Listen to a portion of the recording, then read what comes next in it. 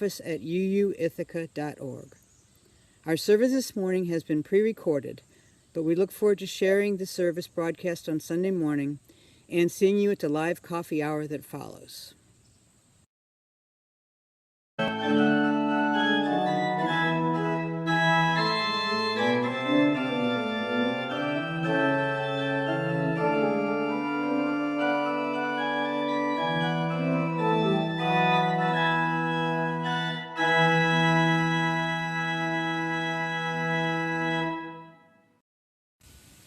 Welcome to our worship service at First Unitarian Society of Ithaca, a community that reaches for connection even while distanced, digs deep for inspiration in uncertain times, and strives to engage with a complex and uncertain world as we work to shepherd our community through this time of social distancing. My name is Jennifer Stridemullen, and I am the Celebration Associate today. Thank you so much for joining us. Welcome to everyone, whether you are a newcomer or longtime attendees, members of the Ithaca community or watching from afar. Welcome if you're watching with us on Sunday morning or if you're watching later in the week. We are delighted that you have chosen to worship with us. Our theme this month is deep listening, and we hope you will listen deeply to us as well as to yourselves. Be sure to check your email, our Facebook page, and our website for more information about how to create connections. If you'd like to receive weekly updates describing opportunities for engagement, please email a request to office@uuithaca.org. Our service this morning has been pre-recorded, but we look forward to sharing the service broadcast on Sunday morning and seeing you at the live coffee hour that follows. Take a seat. Settle in. Center yourself, your whole self, even the parts that are too tired and worn and weary. Show up a little at a time, if that's what you need today. Just as the morning light creeps across the floor, creep slowly into this sacred space of possibility and newness. Enter tentatively into the chill of this autumn morning, still damp with morning dew. Just as the frosty sheen of the browning grass is melted by the early day's sun, open yourself slowly and with time to the break of this new day. Listen deeply to the brittle leaves as they dance aside one another in the wind and finally fall, slow and swirling to the ground. Breathe in the smokiness of the wood stove, the scent of hibernation on the horizon, the earthiness of the waning warmth. Settle in your own time, arrive. Whoever you are, whoever you love, wherever you are on your spiritual journey, you are welcome here. Here you belong. The flaming chalice is the symbol of artists and activists, mystics and heretics, reformers and refugees, and Unitarian Universalists everywhere. We light this chalice for the warmth of love, the light of truth, and the energy of action.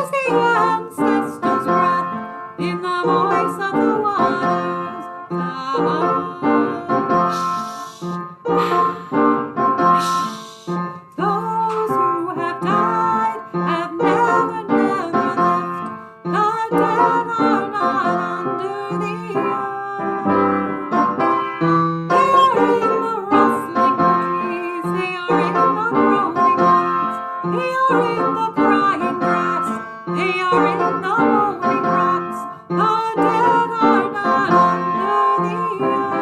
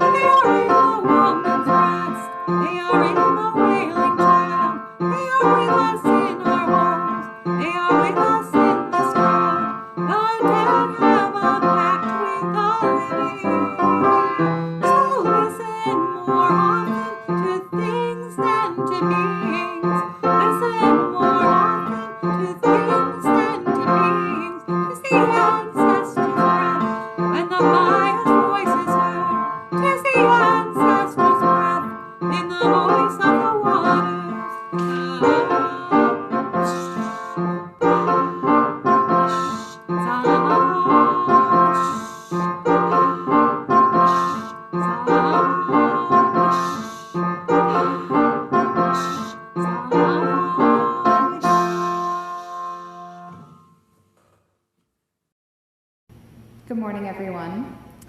It's already time to open up your packet marked October 18th. It's the big one. See what's in it. A comb. There's also a little piece of paper, but you can ignore that for now. Have you ever listened to a cricket? They sound something like this.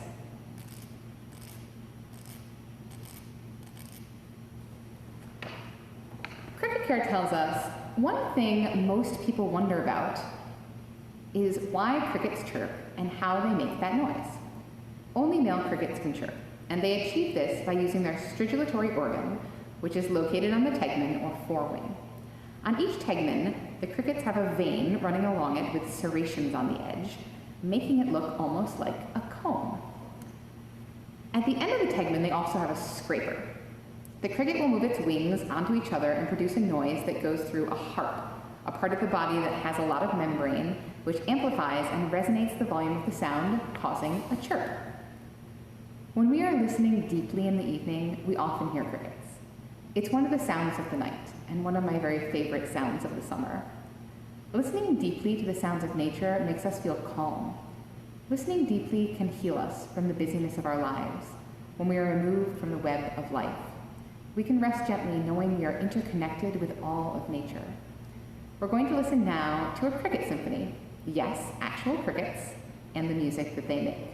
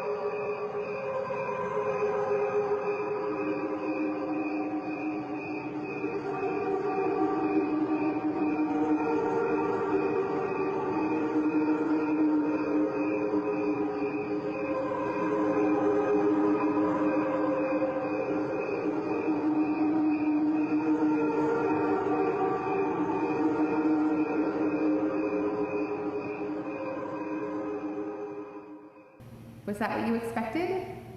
I found it incredibly beautiful. Here is the story of this recording and how it was made.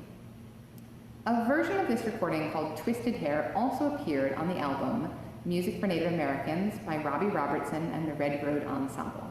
And that version featured additional overdubbing by Native American opera singer Bonnie Jo Hunt, who explained in a 2004 interview with NPR how she was approached by Robertson to overdub her voice onto the track. These are her words about the experience.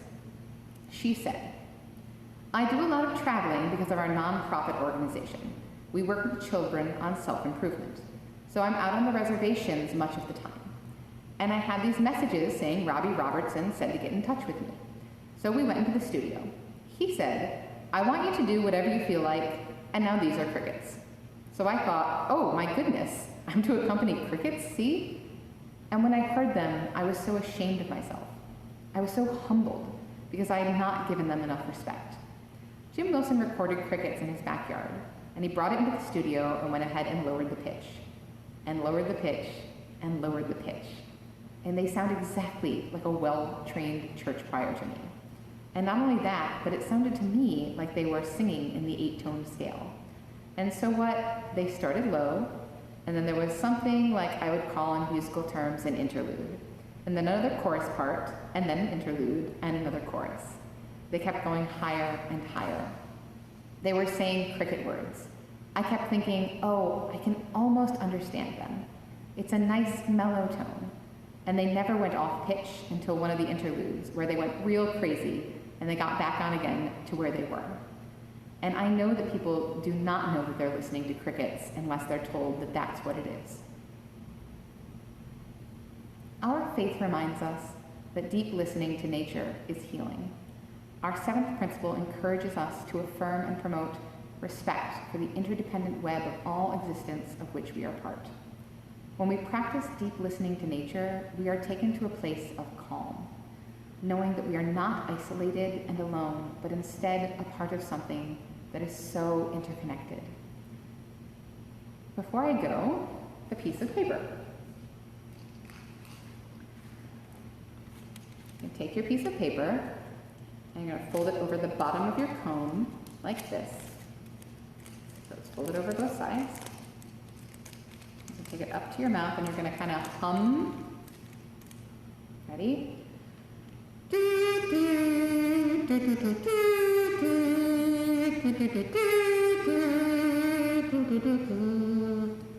And now you have a kazoo. Enjoy. Each week we hold a sacred space where we share together our joys and our sorrows, those things that we are carrying with us throughout the week. If you're watching this service live, I invite you to write in the chat on YouTube your joy or your sorrow, something that you wish to lift up during this time in this community of reverence and of care. If you don't feel comfortable writing in the chat, perhaps you will speak these names of the people you're holding in your heart, or the joys or sorrows that you want to release into the universe. Perhaps you speak those aloud to the folks with whom you're watching, or simply aloud into the universe.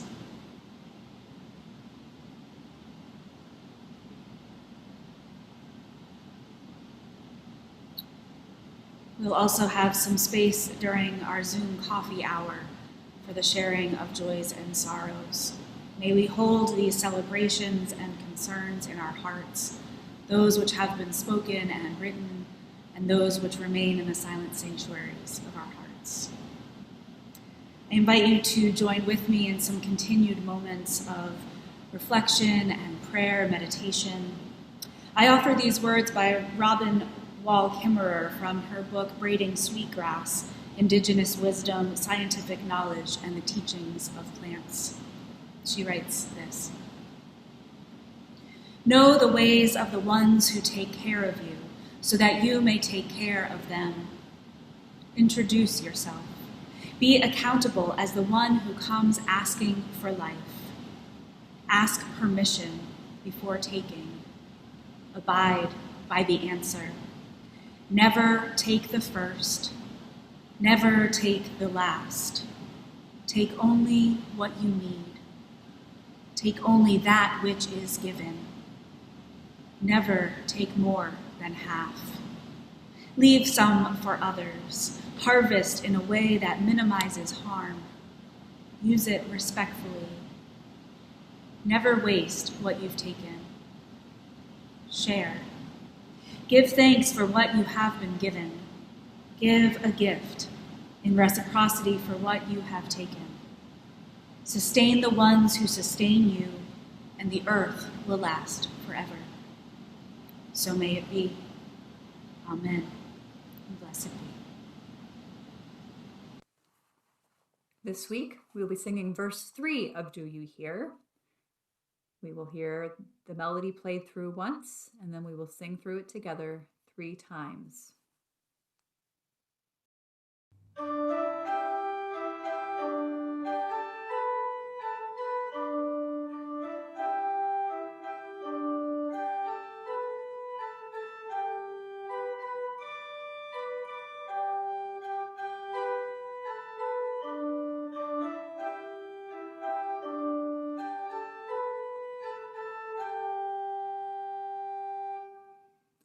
From the place where you stand to the outermost strand, do you hear, oh my friend?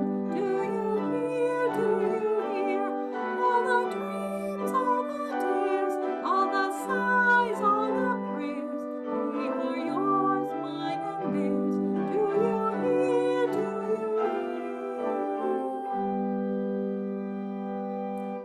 From the place where you stand to the outermost strand, do you hear, oh my friend? Do you hear, all the dreams, all the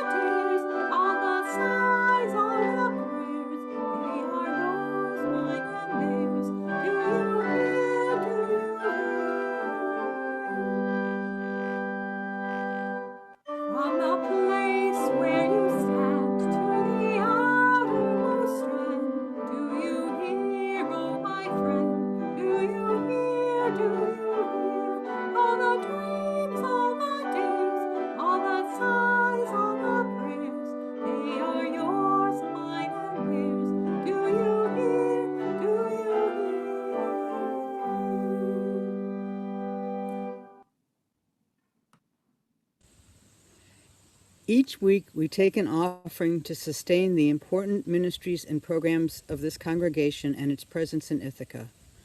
The giving information should be on your screen. May these gifts bring about connection, inspiration, and engagement within these walls and beyond.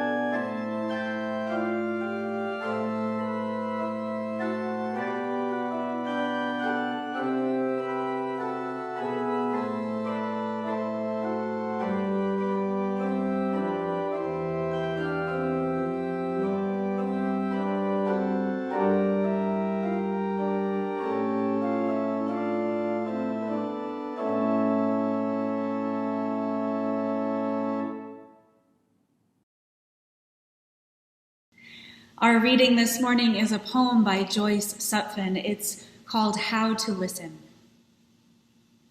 Tilt your head slightly to one side and lift your eyebrows expectantly. Ask questions. Delve into the subject at hand or let things come randomly. Don't expect answers.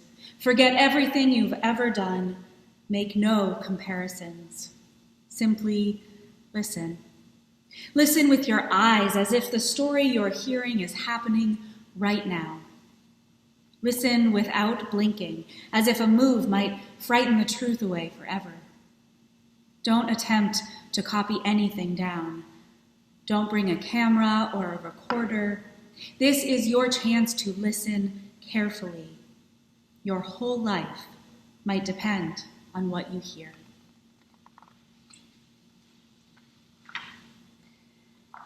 We climbed into the gondola, packed alongside a dozen other tourists from around the globe. This was pre-COVID time, so don't worry, it was safe. We gathered together, windows on all four sides at the bottom of the mountain. It was nearly time for sunset, and my wife and I were traveling up the mountain along the walled oceanside city of Dubrovnik, Croatia. We'd traveled there as a pilgrimage of sorts, to see the place from which my great-grandfather had come long ago, and for the magnificent cuisine and views. As the gondola slowly inched its way upward and we were suspended mid-air on our journey toward the sky, the orangey pink sun was big and round and painting the sky with the brightest, most soothing light. And I glanced to my left to look at my wife's face in the glow of the sunset, and found myself instead gazing into a GoPro camera held by a tourist who had inched his way closer in between my wife and I to get a better view, or rather to get a better view for his camera at the end of his outstretched arm. He was filming it. He filmed it. The entire 20-minute gondola ride up to the top of the mountain, he filmed it. While the sun was gently setting behind the cliffs, he was fiddling with gadgets and looking through the lens. And I thought to myself, is this man ever going to watch this again? Is he even really here? Is he going to arrive home to his family and his friends and have them watch his 20-minute gondola ride at sunset in the oceanside mountains of Croatia, complete with my annoyed face staring into his camera around minute 9? I don't know if that man ever watched the film again, but I know that if I close my eyes right now, I can still feel the warmth of the sun and the bright orange glow as it disappeared behind the cliffs. Wendell Berry once wrote this poem called The Vacation. Once there was a man who filmed his vacation. He went flying down the river in his boat with his video camera to his eye, making a moving picture of the moving river, upon which his sleek boat moved swiftly toward the end of his vacation. He showed his vacation to his camera, which pictured it, preserving it forever. The river, the trees, the sky, the light, the bow of his rushing boat behind which he stood with his camera, preserving his vacation even as he was having it, so that after he had had it, he would still have it. It would be there, with a flick of a switch. There it would be, but he would not be in it. He would never be in it. Now, while there were a lot of other tourists in that gondola, I am certain that Wendell Berry was not in there with us. But I do, however, think that his poem and my experience point to a common theme in our human experience. We are terrible at being present in our own lives. We're not great at listening to our bodies, our needs, our deepest desires. We as humans are not great at listening deeply to what we are being called to do. And we as humans have become increasingly inept at listening to one another. Our reading this morning invites us to consider the art of listening. Some of these aspects may come naturally to us, and others might require a bit of an adjustment. But most of the advice offered in the poem requires that we surrender control, that we let things unfold as they will. Tilt your head slightly to one side and lift your eyebrows expectantly. Ask questions. Delve into the subject at hand or let things come randomly. Don't expect answers. Forget everything you've ever done. Make no comparisons. Simply listen. Make no comparisons. When was the last time you did that?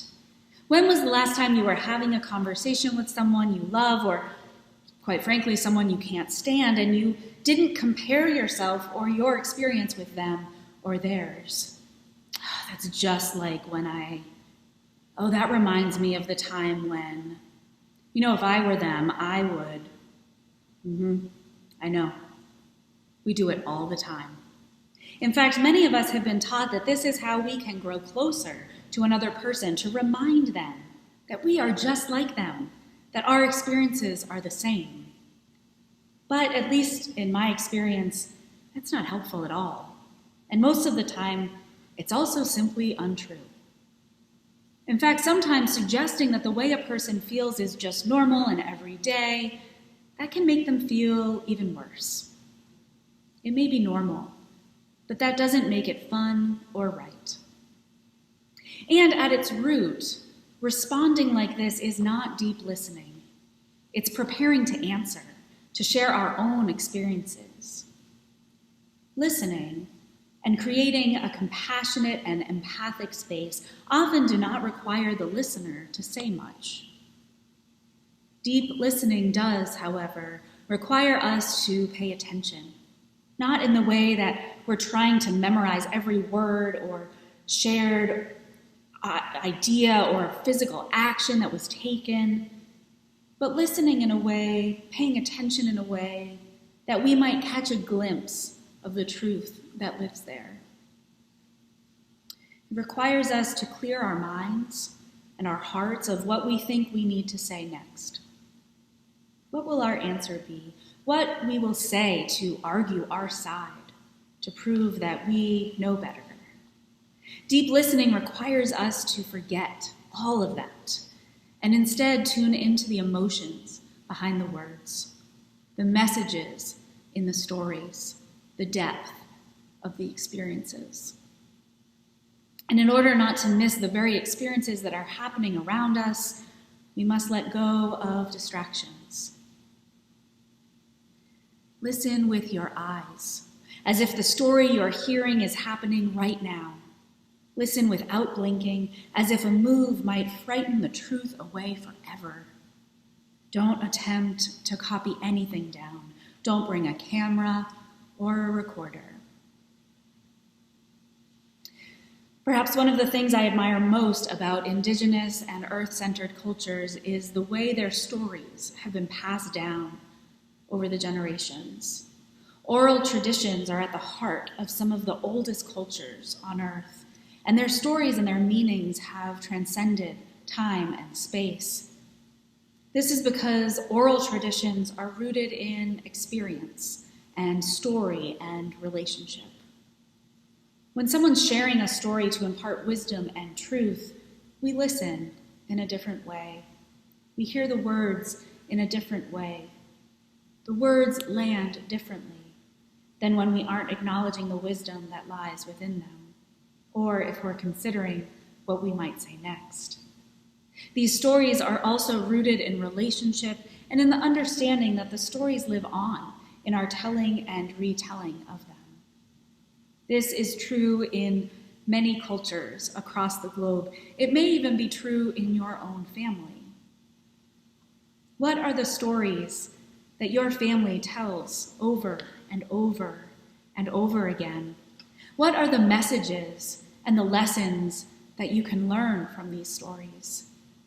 How have these stories and their messages impacted you and those who have come before you and those who will come after you?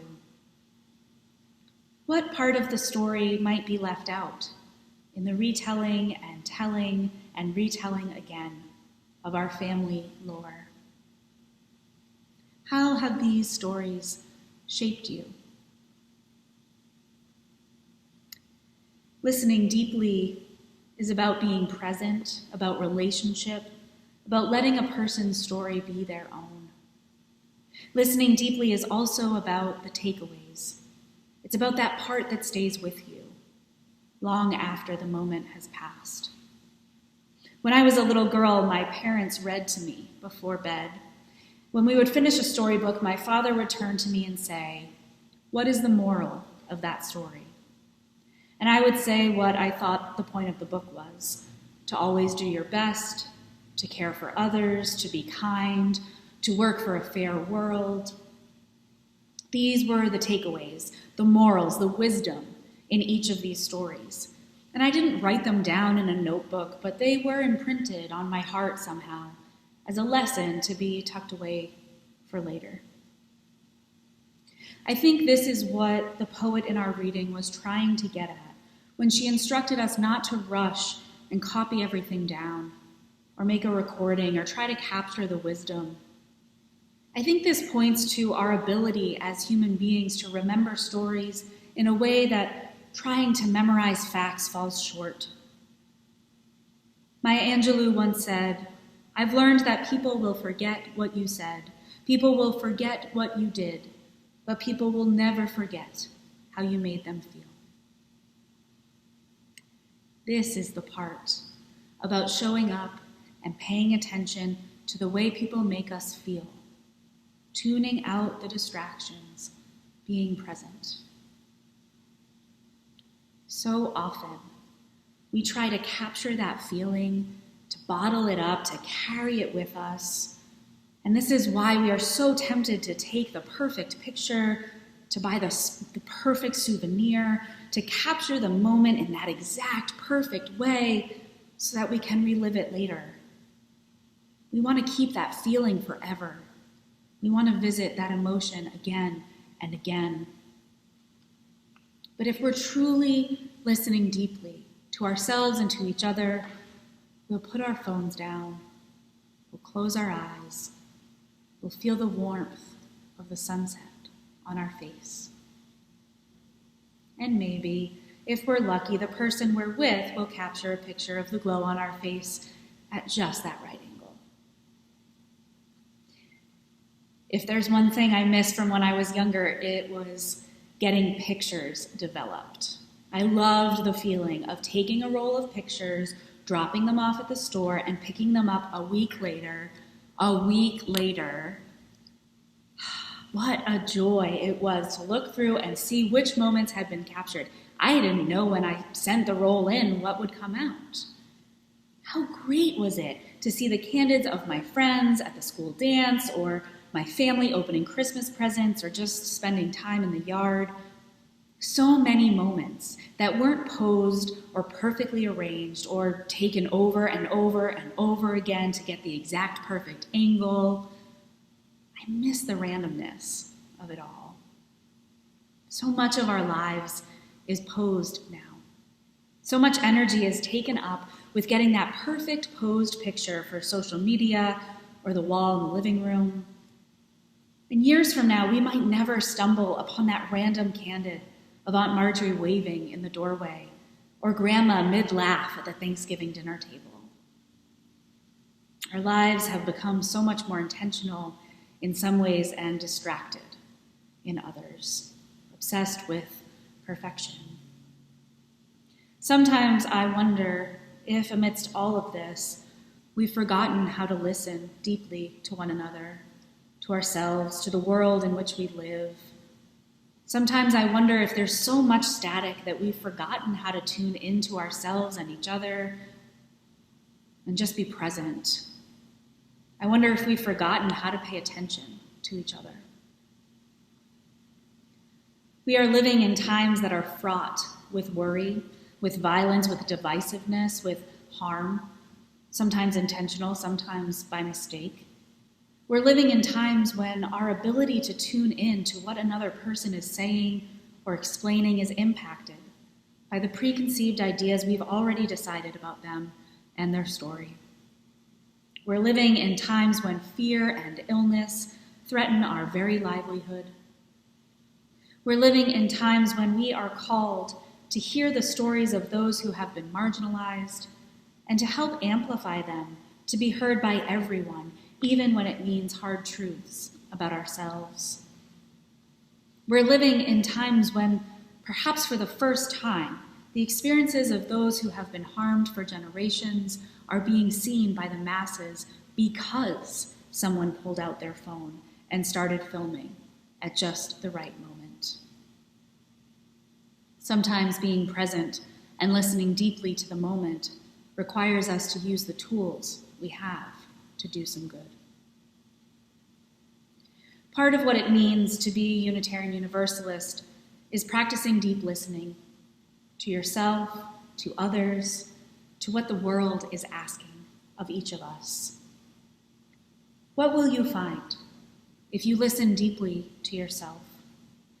Perhaps a yearning for a sense of calm, for connection, for that chronic feeling of worry to subside. Perhaps when listening to yourself, you hear an invitation to stop doom scrolling on social media, to turn off social media and email just for the day, to skip watching that next debate. Is it really going to change your plan of who to vote for? Often, when listening to ourselves, we learn what feels off balance, what our body needs to feel rejuvenated, what our spirit is yearning to do and to be. By tuning into ourselves, we create space to tune into others. What do you hear when you listen deeply to others? Perhaps that other people are like you. They too want a sense of calm, of equity, of belonging. Perhaps that in some ways they're actually unlike you. They've experienced the pain of injustice or illness or loss in a way that you have not. Perhaps in listening deeply to others, you find a new sense of understanding about yourself, about this world, about your place in it. And what do you hear when you listen deeply to the world? Perhaps you hear a call to be present to the suffering, to speak, to act, to vote, to put an end to it. Perhaps you sense a need for deeper connection to the earth and other living beings, to the stories of the past that teach us with wisdom, to others who share your yearning for peace and for justice. And how will you respond to the world, to others, ultimately to yourself? How will you align your values and needs alongside the values and needs of others and this vast and beautiful world we share? Ask questions, Simply listen. Don't make comparisons. Don't expect answers. This is your chance to listen carefully. Your whole life might depend on what you hear. The late poet Mary Oliver once wrote, "Instructions for living a life. Pay attention. Be astonished. Tell about it." Clear and concise statements about finding the moral of the story, sharing what we've learned, seeking the wisdom that lives when each of us is invited to speak our truth. May we have the wisdom to listen deeply to the world, to others, and to ourselves. May we put down the distractions and be present in the moment. May we tell the stories that help us to know ourselves better, and may we do so in a way that creates space for growth to enter in. May we pay attention. May we be astonished. May we tell about it, for this is a life well lived. So may it be. Amen, and blessed be.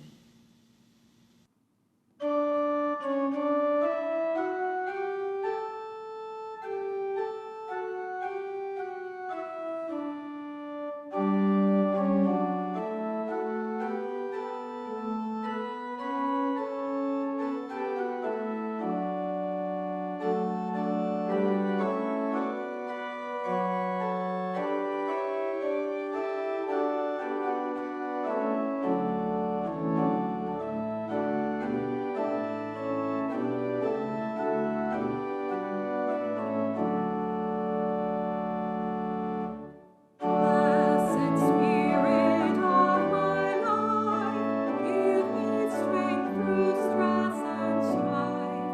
Help me live with dignity, and me know serenity.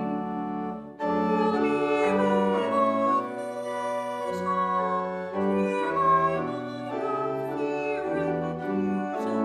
Let my thoughts flow restlessly, let peace find a home in me. Spirit of great mystery, hear the still small voice in me. Help me live my wordless creed as I come to those in need. Fill me with compassion, be a source of my intuition, and when life is done for you, let love be my legacy.